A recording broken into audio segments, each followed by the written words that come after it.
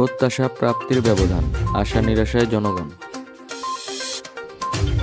ফের চ্যাম্পিয়ন বরিশাল, গোপন ষড়যন্ত্রে লিপ্ত সাবেক আইজিপি বেনজির। যুক্তরাষ্ট্রে ফের যাত্রীবাহী বিমান বিধ্বস্তে 10 যাত্রী নিহত। ডক্টর মোহাম্মদ ইউনূসের নেতৃত্বাধীন অন্তর্বর্তী সরকারের 6 মাস পূর্তি হতে যাচ্ছে আজ।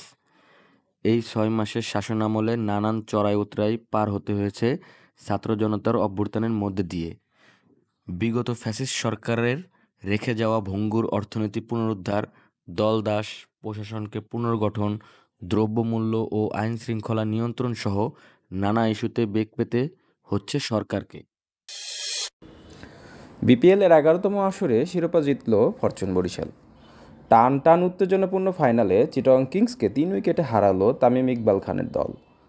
20 ওভারে ফ্র্যাঞ্চাইজি টুর্নামেন্টে এটা বরিশালের টানা দ্বিতীয় শিরোপা। মিরপুর শেরেবাংলা জাতীয় ক্রিকেট স্টেডিয়ামে আগে ব্যাট করে 194 রান জড়ো করে চিটাগং। জবাবে 3 বল হাতে রেখে জয় তুলে নেয় বরিশাল। পুলিশের সাবেক আইজিপি বেনজির আহমেদ ফ্যাসিস্ট সরকারের অনুসারীদের সঙ্গে ভার্চুয়াল কনফারেন্সে একটি ষড়যন্ত্রমূলক সভায় অংশ নিয়েছেন। সেখানে তিনি দেশের বিরুদ্ধে ও পুলিশ বাহিনীর সম্পর্কে গভীর ষড়যন্ত্রমূলক বক্তব্য দিয়েছেন। এ ধরনের সভায় অংশগ্রহণ এবং বক্তব্য প্রদান দেশের বিরুদ্ধে গভীর ষড়যন্ত্র ও রাষ্ট্রদ্রোহিতার শামিল। ব্যক্তির দায়ভার কখনো কোনো বাহিনী বহন করে না, এ তথ্য জানিয়েছে বাংলাদেশ পুলিশ অ্যাসোসিয়েশন। শুক্রবার বাংলাদেশ পুলিশ অ্যাসোসিয়েশনের সভাপতি কামরুল হাসান তালুকদার ও সাধারণ সম্পাদক মুনিরুল হক ডাব্লিউ স্বাক্ষরিত এক প্রতিবাদলিপিতে এসব তথ্য জানানো হয়।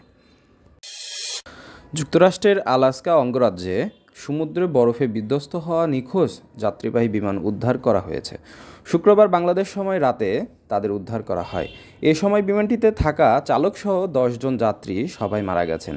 শনিবার বার্তা সংস্থা এপি এ তথ্য জানিয়েছে।